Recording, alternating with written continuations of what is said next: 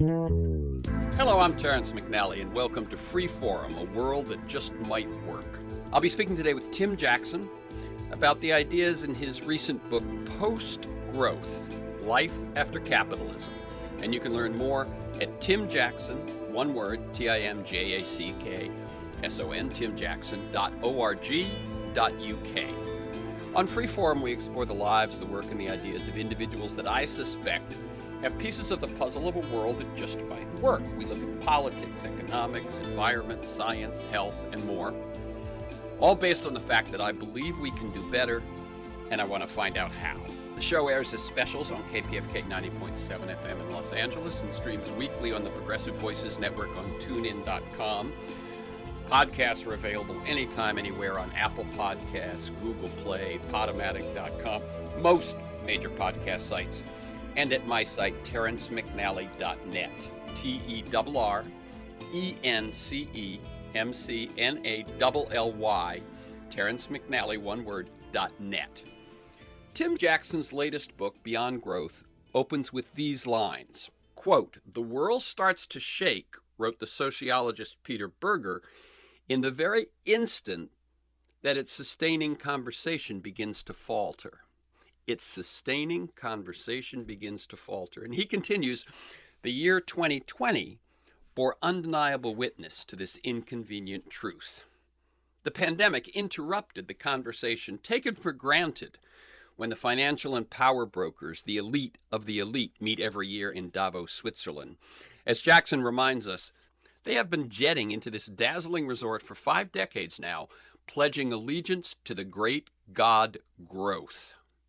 And, quote, "The alpine ski season is a month shorter than it was when Klaus Schwab first founded the World Economic Forum in 1971. We are shifting ecological balances in totally unpredictable ways, sometimes in ways that have turned out to be deadly. The finite planet we call home is being altered, perhaps irrevocably, by the massive expansion in human activity that parades under the seductive banner of progress." So that's where today's conversation starts. Endless material growth is the very definition of unsustainable. But how do we replace the current destructive model of not just commerce, but I think almost of reality, with a new one that is at least as inviting and more effective at fulfilling human and planetary needs? And how do we do it in time? I've been asking that question for a long time. I did a documentary in 1973 on a Buckminster Fuller World Game workshop. Object of the game, how can the needs of all be met within the limits of what Fuller termed Spaceship Earth? On this show, I've talked about this with so many individuals of insight and experience that I can't name them all, but they include pioneering ecological economist Herman Daly, Raj Patel, Jeremy Rifkin, Jared Diamond, Richard Heinberg, Hazel Henderson, Gil Friend, David Corton, the late Ted Halstead and Jonathan Rowe, who started Redefining Progress nearly 25 years ago and both gone too soon, Rob Johnson of the Institute for New Economic Thinking, and Donella Meadows, one of the authors of The Limits to Growth in 1972. As I said, that's just to name a few. And I'm eager to add to that list today Tim Jackson. These challenges have been his beat for decades, and the new book that introduced me to him, Post-Growth, Life After Capitalism, lays out the problem and envisions a way of life beyond the addiction to material growth. Now, by the way, Tim's also a playwright with credits for the BBC, and the book is really well written. You can almost hear the words as speeches as you read them, and that's a quality I really appreciate. Tim Jackson is director of the Center for the Understanding of Sustainable Prosperity and professor of sustainable development at the University of Surrey in the UK. For over 3 decades, he's focused on the moral, economic, and social dimensions of prosperity on a finite planet, and his books include Prosperity Without Growth and his latest, Post-Growth. Welcome, Tim, to Freeform, a world that just might work. Thanks, Terrence. It's after your list of names, I think I have to say it's an honor to be added to them. But you know, as I said, they are all folks who deal with these same questions. Absolutely. Yeah. And let me tell listeners, by the way, we're recording this interview Wednesday, January 12th. Now, Tim, I like listeners to get a feel for the people behind the work and the ideas we talk about. I often say I interview people, not books. Um, can you tell us a bit about your path to the work you do today? And feel free to go way back, mention mentors, turning points, moments of decision, that sort of thing. Sure. Yeah, I mean, you mentioned that I was a playwright, and in a sense, I thought that's the direction my career would go. I left university having done a doctorate in physics, swearing that I would never go back into an academic environment. Um, and my life, as I had at that point, I'd sold a play to the BBC already. I moved to London to write plays. Um, my ideas about my career changed a little bit when I got the first paycheck for the first play that I wrote for the BBC and realized I could probably live for a couple of days off that, but not much longer, and that I'd have to work an awful lot. And I did stay at that task. I wrote plays, continued to write plays for quite a long time. And then really, I kind of got pulled out of that. I can't describe it as anything other than that there was a sort of force from somewhere that pulled me out of that comfortable view of what my life would be. When reactor number four at Chernobyl melted down in April 1986, and it was a big wake up call for me in a way. You know, I'd been a mathematician, a philosopher. I'd studied physics in university, and a lot of my peers, people who'd studied with me, were going into things like the nuclear industry, into big tech, if you like, and making quite a lot of money at it. And I'd always kind of shied away from it a little bit. I couldn't really articulate exactly why, but when that happened, when that reactor melted down in Chernobyl, it began to just crystallize something for me that actually a relentless pursuit of sometimes dangerous technologies in with the aim of creating human progress can go badly wrong. And it turned me almost overnight into a kind of critic of that sort of technological optimism. And I remember the very next day actually walking into the offices of Greenpeace in London and saying, "Look, I'm a playwright, but I've got a physics degree, and I really want to be working in alternatives to this paradigm." And they set me to work on the economics of renewable energy projects, which at that time not many people were really looking at. And I became, if you like, a kind of accidental economist at that point in time. And the interesting thing, the force of that pulling me out of the world that I thought I was going into another career was that I have not really since that time looked back. It's as though there was a path there that was kind of waiting for me. And once I found it, that's where I was going. I did go back into university despite my best intentions. I've worked there for 30 something years, and I became embroiled in a sort of passion, I suppose, to see the world differently, to see this other and better world that we both believe is possible. Very good. About what age was that walking away from the potential career in physics or big tech to the new life of examining these and asking these questions? Well, when I kind of I think probably about 27 when I decided I Mm-hmm. was going to do the playwriting, and then I would have been 28, 29, I think, when Chernobyl Mm-hmm. melted down. And so, I kind of, and I think I probably decided earlier on that the big tech thing wasn't really for me, because I was already, Mm-hmm. when I was doing my PhD, I was spending a little bit too much time writing and putting on plays.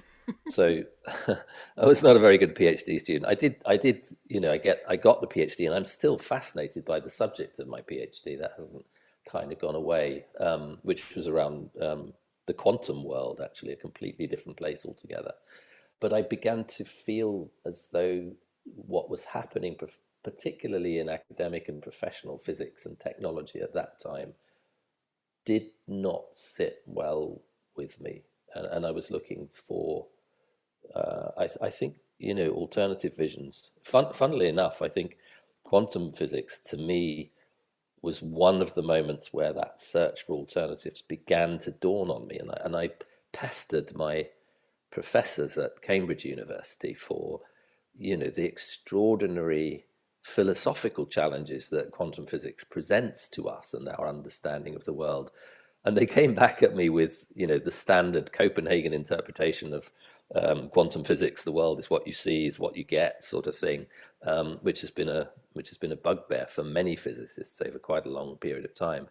And in a way, their refusal to kind of entertain my philosophical inquiry into the meaning of quantum physics was one of the things that pushed me away from what was happening in professional physics towards drama at first. Mm-hmm.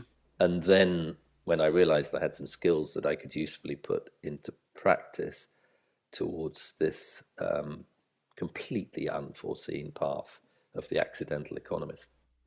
And yet, it seems to me that you use the word the modifier accidental. It seems to me that although I've looked at your academic papers, and you're certainly, doing bona fide economics, that almost by the very nature of the questions you ask with economics, that you're quite an outlier in that field as well. Oh, yes. I think in we can fact, safely say that. in fact, um, my next question was going to be how did this book come about? But I think the fact that you're an outlier in economics and the reception to your previous book is the beginning of an answer to that question, isn't it?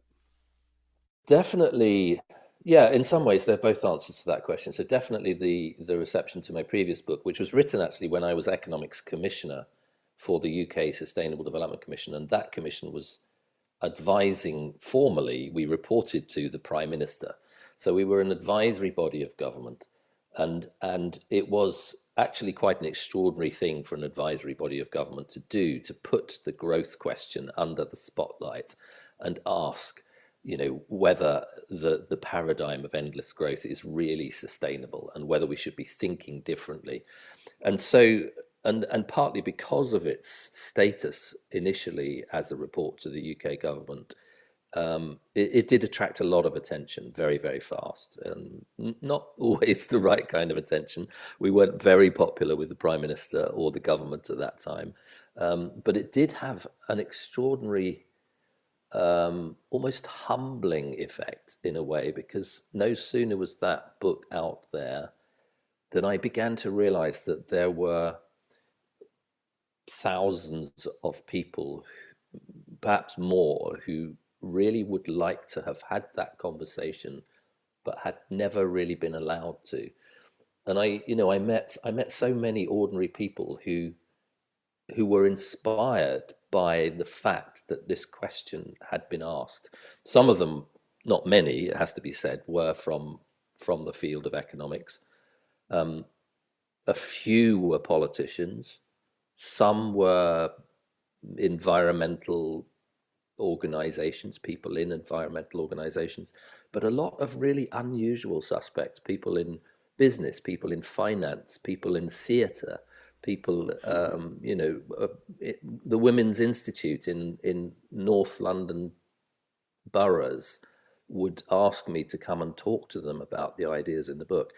And I think, in a way, that is partly where post-growth came from, because Prosperity Without Growth, the former book, was started its life as a report to the UK government and became a book which spoke in policy terms and in formal terms and set out logical arguments. And many of these people who were coming to me wanting to have this conversation were not statisticians, were not policy wonks, were not economists. And I was challenged by one of them on one occasion, to write something actually which was more accessible to many more people. And post-growth, one of the origins of post-growth was that, the desire to write something which wasn't couched entirely in economic terms, wasn't couched with statistical arguments and complex diagrams, but was something that people could read and enjoy the reading of and find accessible, even if they weren't specialists. It was written in a sense for all those people who told me how important this conversation is, and how they were glad that they were able to have that conversation.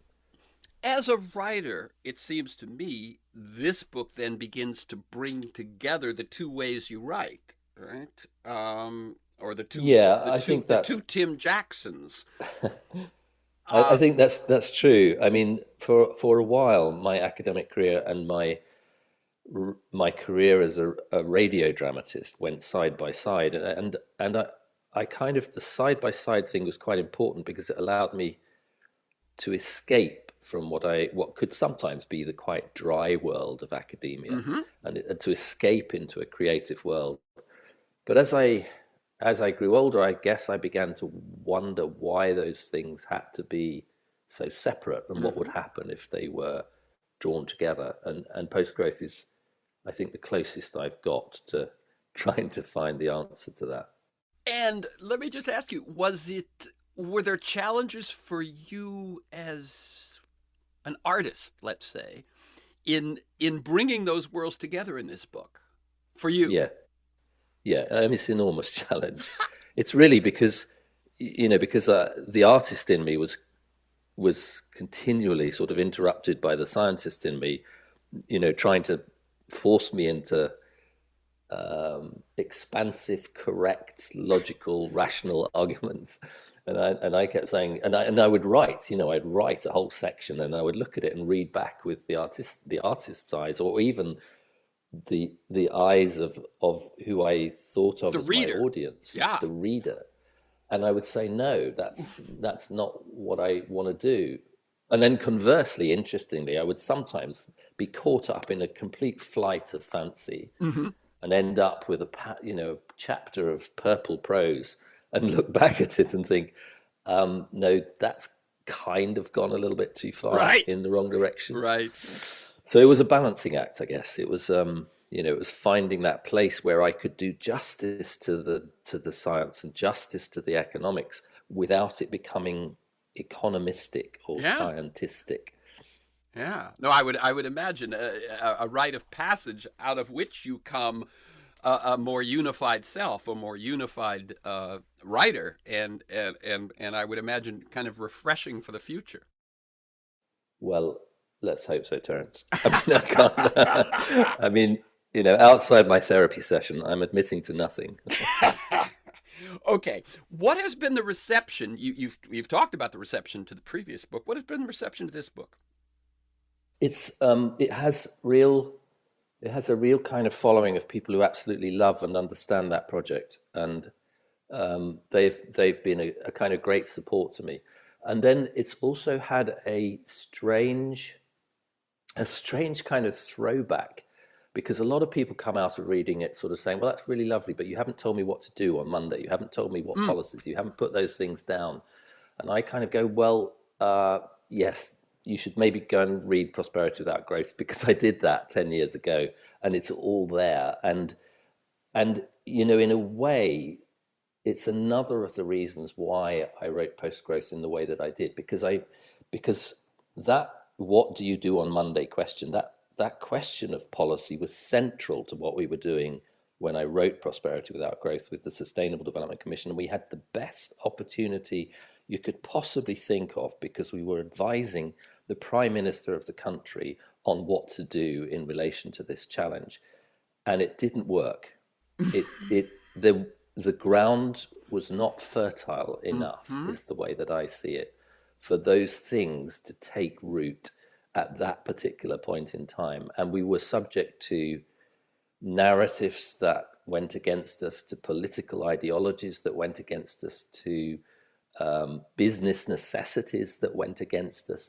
And so all of those precise policy prescriptions that people love to talk about and love to put on the table, I know thousands and thousands of people who have been engaged in that kind of process, and have struggled their whole lives to do it and to engage in policy. And I'm not at all knocking that. I think it's really, really important to keep pushing at that door, to make those incremental changes in policy towards a better world. But what that experience taught me was that there's another deeper, more qualitative task that is about really going back to our own understanding of the visions that guide us and the principles that we adhere to, and realizing how those visions and those principles are still, they need that shift still to happen. There's work to be done, if you like, and that transformational work was what I wanted to engage with post growth, and it was very much why it became as much a book from my artistic side as my scientific side, because the artistic side can speak to that value basis of the human being in a way that science sometimes struggles to. Mm-hmm. And I think the people who have, recognized that in the book, um, have had some quite extraordinary reactions to it, which I really like. And the people who have thought that I did the wrong task, Mm-hmm. it's relatively easy for me to say, well, there's another book which I did Right, earlier, right, so right, you right. can, I did that you can. task. That's right. I'm gonna pull a couple of the things we've talked about together here, and indulge myself, if you will, in the one of the deeper questions, right, that you were just referring to. Sure. When you were first talking about quantum physics and your feeling, some of the deeper philosophical ideas or philosophical possibilities that quantum physics uh, allow, it brought me to a question that has haunted, maybe too strong a word, but has certainly preoccupied me for quite a long time. The question is, how do we explain the hypnotic hold of our mechanical worldview, of our mechanistic worldview, of the what I would say is still the predominant worldview that reality is a, a, a dead thing made of separate units interacting with each other, when in fact it seems to me that reality is alive, it's dynamic, it's interdependent. And quantum physics, I, not being a physicist, have that, that layman's kind of approach to it. But I think some of that stuff, as well as I've read, suggests that we should be able to see reality differently. And I make this analogy, which is that we make fun of how Galileo was treated when he, suggested the what he had seen, and what that meant, and so on. And we know that the Catholic Church, banned his writings, and so on and so on. But it's been 100 years, it seems to me, since science confirmed what I think we see. If we walk along a beach or look into a baby's eyes or something, that reality is not this static, dead thing. What do you think? And here we are, still running much of our society as if it is. Any thoughts about that? Yeah, yeah. I mean, it's a fascinating question. So I mean, I think in some ways you can answer the question in lots of different ways. One, perhaps the easiest way to answer is that relatively fixed, static, mechanistic way of thinking about the world worked. It was functional Mm, in a certain sense, and the useful, sense in which it yes. was useful, exactly, and in particular useful in meeting what were the emerging needs of an expanding population with access to these uh, absolutely game-changing technologies. And the mechanistic vision was good enough to describe what was happening in those, and good enough to tell you what would happen if you did some more of it. Mm-hmm. And that usefulness, that apparent functionality of that mechanistic view at that point in time is a part, I think, of the vision that we became locked in, and then became socially so powerful. We just bought the vision, Mm-hmm. that more is always better, and that we can have more and more forever, and our technology is very clever. It will save us if anything goes wrong. And the mechanistic vision is quite good at describing a lot of that stuff. But I think it to explain it in that way misses something deeper, because at the same time as that mechanistic vision was taking hold, we were actually in the process of dismantling the structures and the institutions and even the values of religious faiths, particularly of Christianity, particularly in the Northern European and Hmm. Anglo-centric economies. In the middle of the 19th century, there was a sense that the religion that we had put in place, this little comfortable idea of an omnipotent God who looks after us all and makes sure everything turns out all right, if not in this life, then the next, that was crumbling. It was being challenged. It was being challenged in part by that mechanistic vision, and in part by the theory of evolution and the Darwin's kind of revolutionary ideas in science, and we didn't. It seems to me, we didn't navigate that very well. I'm not making an argument here, and I wouldn't ever. I think that we should go back to that sort of comfortable vision of a omnipotent, benevolent deity who's looking after everything and everything will be okay. Because I think it's it was never a very good story, and it didn't fit with the facts that we saw in the world, and it didn't help us when we were trying to deal with the tragedies that were happening. The poor people who couldn't afford to live, our best friends and relatives who went around dying or becoming ill, our children who suffered unnecessarily. It wasn't a very good religion. In a sense, it didn't provide spiritual meaning in a way that religions need to be able to do, and it wasn't effective in that. And so it was, in some sense, it was ripe for this mechanistic vision to come along and say, that's all crap. Mm, That was never true in the first mm. place, and we should not believe it anymore. And it was almost kind of, if you like throwing out the baby with the bathwater. Exactly and the and phrase that went through my head. yeah, there's a lovely description of it from the playwright um, George Bernard Shaw in the preface to one of his plays, and he said, you know, we were absolutely sure that we could do away with God and good riddance to him. And at first, we had the runaway child's sense of excitement, exhilaration, until they got hungry and scared and cold.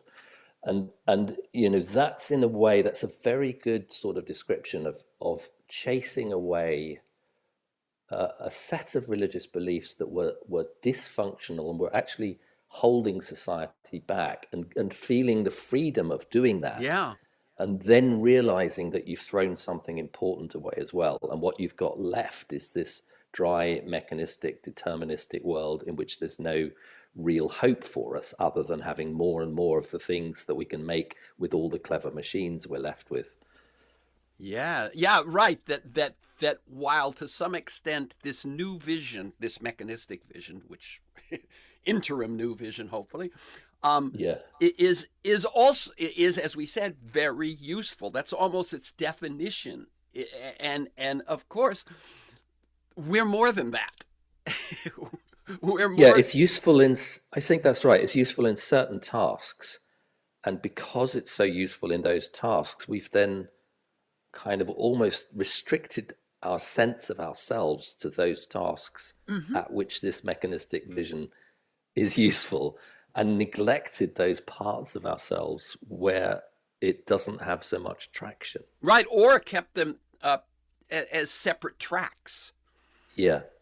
Right? And in fact, if we're going to have a worldview, or that actually works, they probably can't be separate tracks. What we do and what we believe, what we imagine, and what we achieve, uh, we're better off if something holds them together.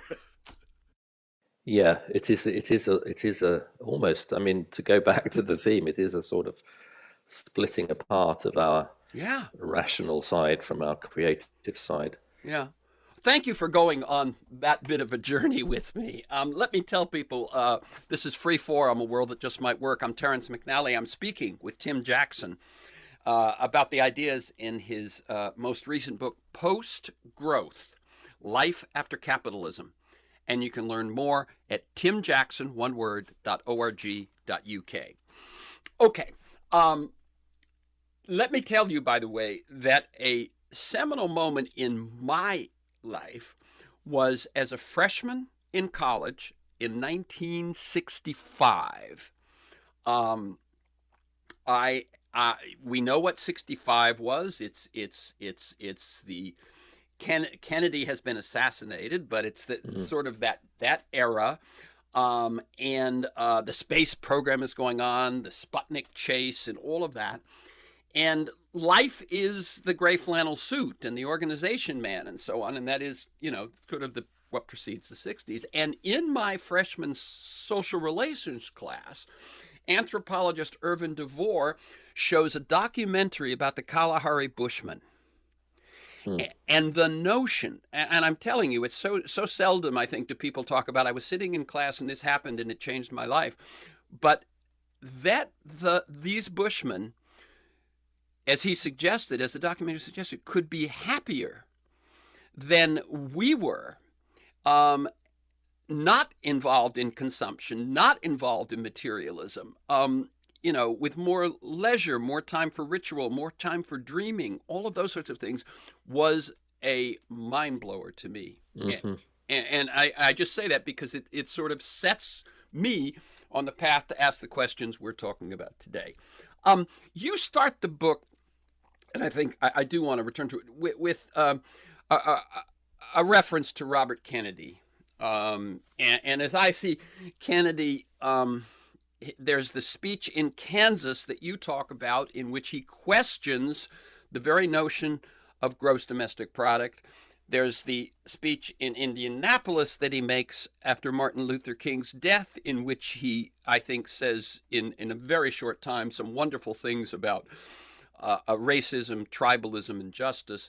And then there's Los Angeles, where his life and the possibilities that he represented die. But talk about what he said in Kansas and what that means.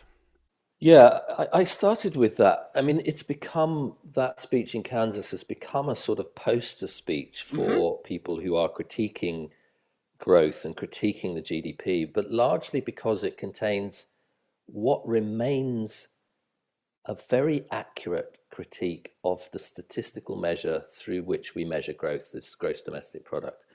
And I was, at the time when I first came across that speech, I was working on what was the predecessor of the Genuine Progress Indicator, the Index of Sustainable Economic Welfare, and I was working on that, which Herman Daly and John Cobb had sort of published in their book For the Common Good, and I was working on a UK version of that and a Swedish version of that, and I was fascinated by the statistical side of that, the fact that you could, what you measure matters, and that if you measure the wrong thing and chase after it, then you're going in the wrong direction.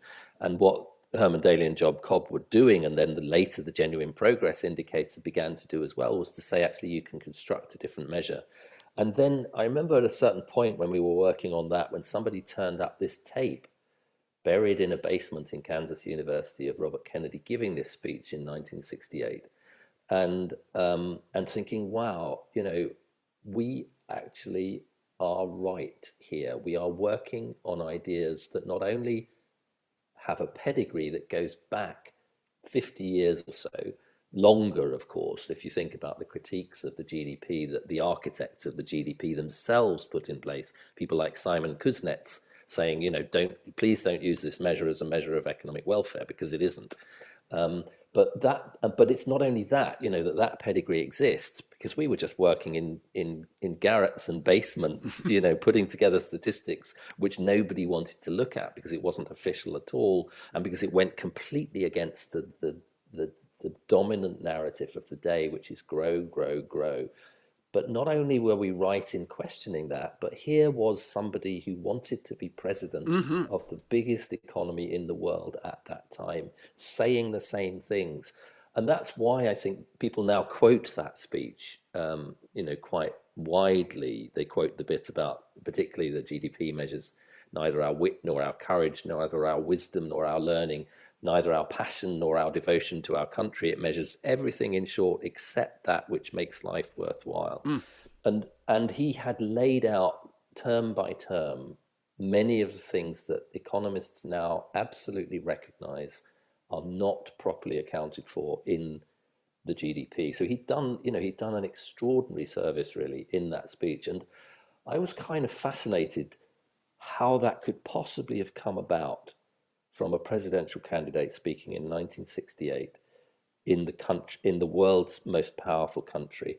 And it's why in the book I do more than just quote the Mm-hmm. speech, because I went right back to it. I looked at the detail of it, how he at that point was a fierce opponent to the Vietnam War, how he had done a tour through the country, looking at the appalling conditions, the poverty, the malnutrition that still persisted in the richest countries in the world, how he had become an advocate for civil rights and worked with black activists quite specifically to create change in that area, and worked very closely with, with some of them on the political campaign as well. And how he, in that speech, also articulated something even deeper, which was a sense that our vision for ourselves had become impoverished, not in a monetary way, but in a spiritual way, in a social way, and even in a psychological way.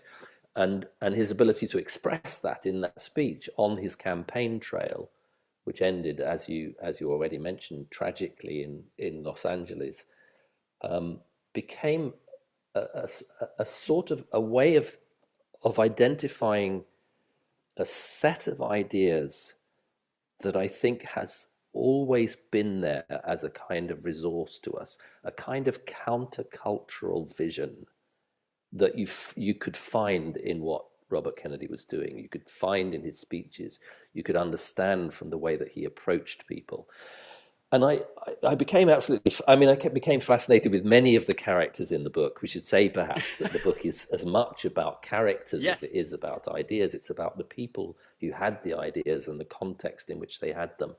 And and of all of those, this kind of central story of Kennedy and his narrative through that ill-fated 1968 campaign, and the values that he brought to it and the vision that he brought to it. And when I was finishing the book, I mean, it was the summer in which Black Lives Matter exploded in the United States because of the awful events around Floyd's death.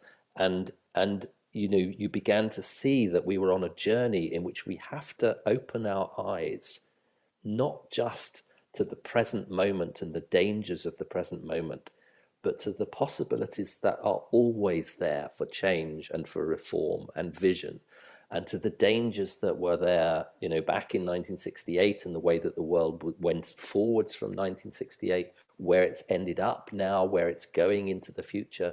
And we have to always keep our eyes on the prize of that better world, and never settle for the less than human politics that actually at that point in time had gripped America, and was was a danger that the rest of the world was kind of looking at in horror.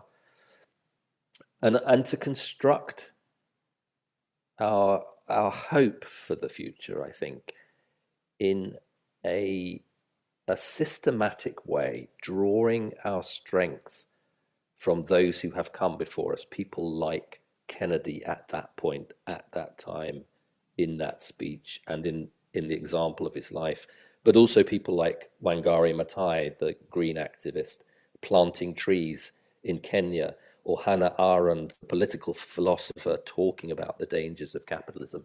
These are the characters, these are the ideas that now represent a resource to us, and we need their help. And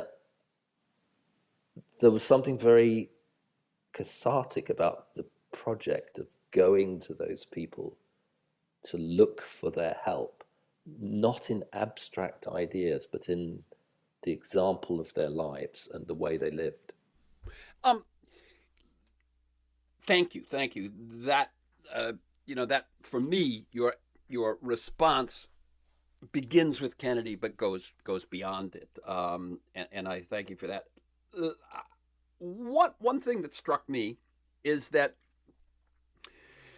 you talk and write, because I looked at other writings and so on in addition to the book, about materialism, the endless pursuit of growth, and capitalism.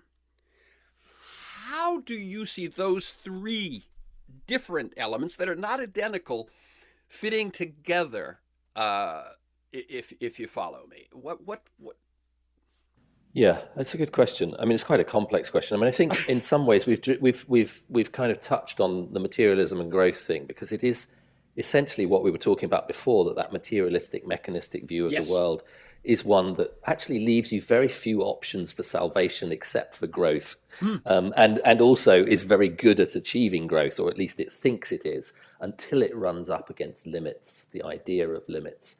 And and I think that's quite important. It's an important theme in the book that what you do in the face of limits matters. If you can have this kind of frontier mentality where you try and bust through the Mm-hmm. limits, Mm-hmm. or you can or you could go to the other extreme and say, oh my goodness, I don't want to do anything, I don't want to go anywhere, I don't want to hurt anything, I'm going to sit in my corner, I'm not going to progress, I'm just going to hide somewhere. And I kind of think about this in a way as, what would you tell your kids in the circumstances where they're facing really, really difficult challenges? Do you just tell them to keep on going forever, no matter what's coming back against you? Sometimes maybe that resilience is a really good thing to encourage in your kids. You almost never tell them go and curl up in a Right. corner. But that tends to be the dichotomy. People who don't like being critiqued about growth tend to say, well, what do you want to do then? Go back and Mm-hmm. live in the cave somewhere. That's right. And They of course, create a that's straw man in a cave. exactly. But that's never what anybody who's really seriously critiquing growth is talking about. But I think there is, in principle, there is a very much more creative strategy, and I use this analogy in the book of a very low bridge in a small area of wetlands and interconnected lakes in the UK, which has become a recreational ground, and where it's that recreation, the industry of recreation has grown and grown, but the bridge hasn't got any bigger.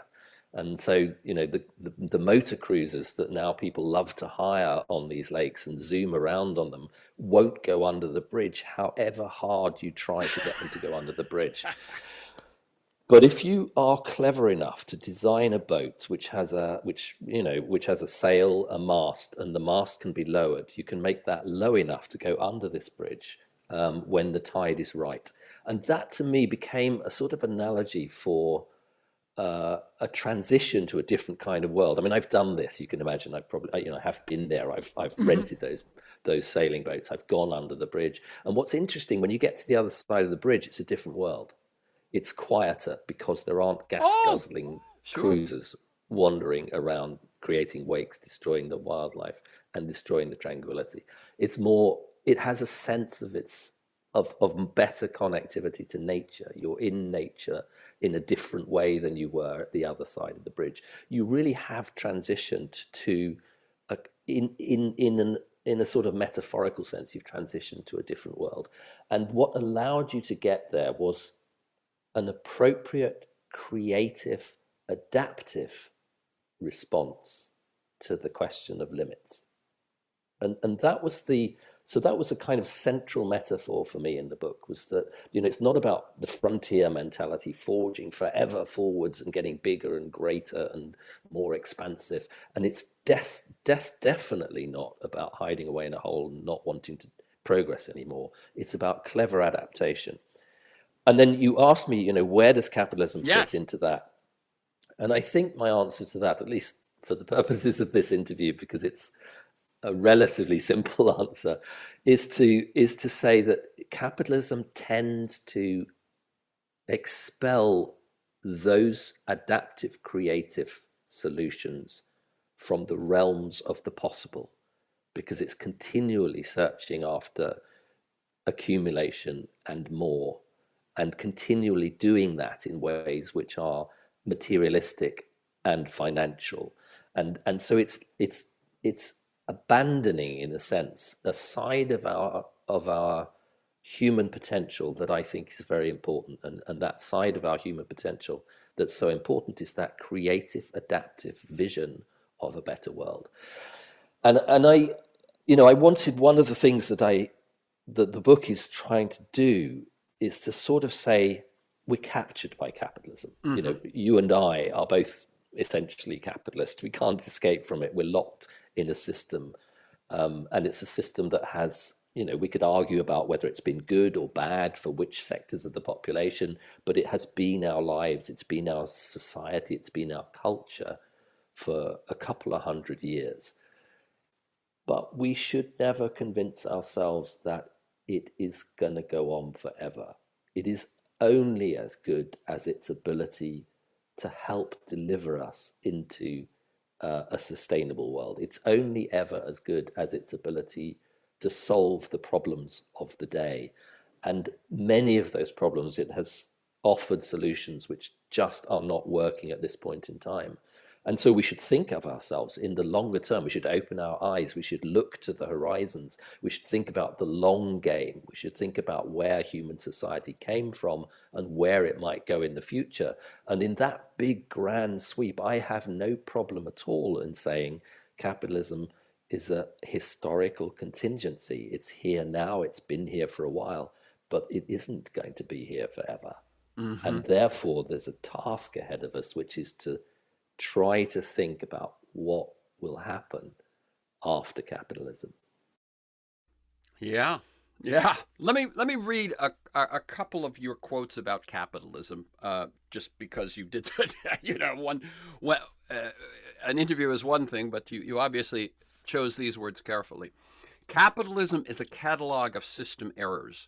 It has overturned the principle of balance in human health, relentlessly insisting that more is better. It has denigrated care, continually depressing the value of the carer.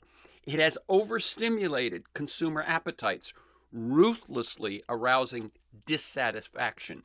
It has accelerated material throughput, dangerously undermining the integrity of the natural world.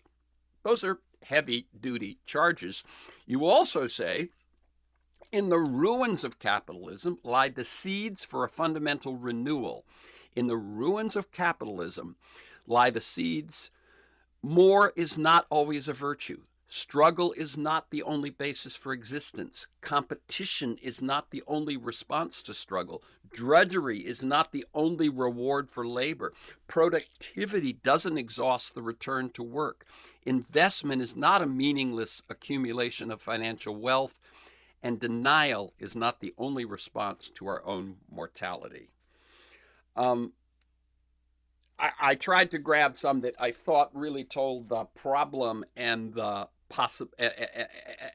But tell me more about the possibility. You talked about it in the last answer about when that limits actually call on human adaptability, human creativity, human inventiveness, and so on, which are in some ways, along with our social nature, the defining benefits of being human, or the defining traits of what it is to be human. And capitalism, I think it goes back to something we said very early in the conversation, in which you said the mechanistic worldview was very useful for a time, in a place, with certain problems. And now we've gotten to a point where its inadequacy is evident. I think capitalism is in that same boat. You want to flesh this out at all? Sure. Yeah. I mean, yeah. Thank you for reading that quote. I mean, that quote was, to those who haven't yet read the book, it was a kind of a summary quote. So each of the things that I was talking about are things that I had, drawn through as Exactly. arguments in the book. And maybe the one to really focus on, because I think it is a very important metaphor in the book, is this question of balance. And I've been drawn to the work of philosophers thinking about the good life for most of my career. And one of those philosophers is Aristotle. And in a book called The Nicomachean Ethics, he sets out this really interesting idea that, that living well, that the kind of what we're looking for, that point of flourishing. And he called it in Greek, or what we've translated from the Greek as virtue, so that kind of virtuous life. And when he talked about a virtuous life, he didn't mean, necessarily moral virtue. He meant more the sense in which we've talked about virtuosity, doing things really, really well. And he talked about that as a deficit, as a balance between two deficits, two vices, if you like. One of them is the deficit, is having too little of something, and the other vice is having too much of something. And so this question of the sort of balance between too little and too much is a really, really important one. And just to give a very simple example of it, you can think of it in terms of food. If you have too little food, you're suffering from the diseases of malnutrition. If you have too much, you're suffering from the diseases of affluence. And the World Health Organization now tells us that more people die from diseases of affluence than die from diseases of undernutrition. And so we kind of, we're living in a system that's pushing us past the point of balance. That's right. We lose people from starvation. We lose people from obesity. Yeah. And today we lose more from diseases associated with obesity than we do from starvation. So we've set out to reach this point of balance, but we found ourselves pushed beyond it by the dogma, essentially, that more is always better. And that's a way of, that's, in the same sense as it is a critique of what capitalism has done, it's pushing us towards a different vision for what prosperity means. Prosperity is more about balance than it is about growth. And when you think of it in those terms, you begin to sort of articulate prosperity as something like health, because health is also a balance between having too much and having too little,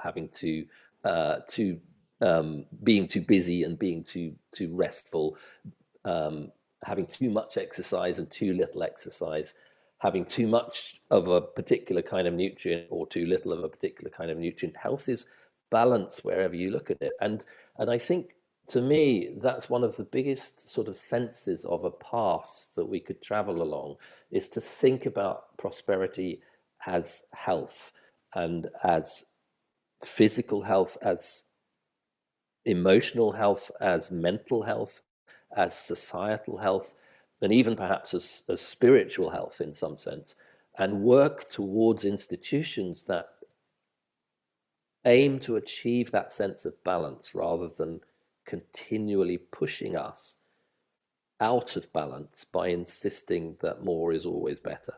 Right. And you have to remember, of course, that I was writing this book during the pandemic. I was just going to say, let me say, we've got about 5 minutes left. Okay. Sure. Two questions. We've gone over time. Yeah. Two questions I want to ask. One is relationship of all of this to the pandemic, and what it revealed and what it unearthed and what it challenged and so on. And the last one was, although this book doesn't necessarily lay it out, are there some guideposts, some principles of how do we get there? In other words, how do we transition from this addiction to materialism, growth, and capitalism to something else? So if you can kind of mesh the two of them in 5 minutes, that would be great. Yeah, I think, yes. Yeah, that's, I was writing the book during the pandemic, and so inevitably, in a sense, the question of health and the importance of health to us was a part of my thinking during that time, because it was such an extraordinary time. And in many ways, that sense that prosperity is as much about health as about wealth was demonstrated by the speed with which many economies, not all, I have to say, in the context of the US, obviously, but many economies actually more or less put the economy on hold in order to protect people's health. And that's a really fundamental recognition that sometimes that has to take precedence. But the other thing that came out of the fact that it was happening in the pandemic was the importance of the care economy, the importance of economy as care, because it was those people who lived and worked in the care economy who were the frontline workers, who basically, saved our lives, kept us safe, cured us when we were sick, attempted to put themselves almost physically in the front line of the pandemic. and create a safety net for society. And even though the pandemic taught us that that was a vital sector of our economy and a vital set of people in our society, those same people have been neglected by capitalism for decades. Their wages are insecure, their livelihoods are often under threat, their working conditions have been eroded by a lack of investment and a lack of protection. And that has emerged systematically over the last decades out of capitalism. The pandemic brought it to our attention, but it is an underlying feature of our capitalist economy. And when you dig deeper into that, as I do in the book, you find that there are structural features within capitalism which lead to that. A part of that is our materialistic viewpoint. Another part of it is our relentless search for productivity. Another part of it is our lionization of excess and celebrity and more. And those basic tasks of caring for each other go missing in that mix. And so, to get to your final question about, where are the principles? Where do we go from there? I mean, my easiest answer is actually to point to Prosperity Without Growth, where I do set out a lot of those principles. But to me, it is fundamentally about asking new questions about what the economy should be doing and creating political institutions to allow us to achieve that. And in Prosperity Without Growth, just to go there very briefly, I talk about that in four very, very specific ways. One about how we transform enterprise, another about how we transform our ideas about work, a third about how we have to rethink what investment is in this new world and in this new society, and a fourth actually around money itself. So it's the process to me is partly this visionary process which I'm doing in post-growth, and it's partly this political project which I set out in Prosperity Without Growth, which is about reaching inside a dysfunctional economics and figuring out which bits we need to mend, our concept of enterprise, our sense of what investment is, the money system itself, and our own investment as people in the project of work in society.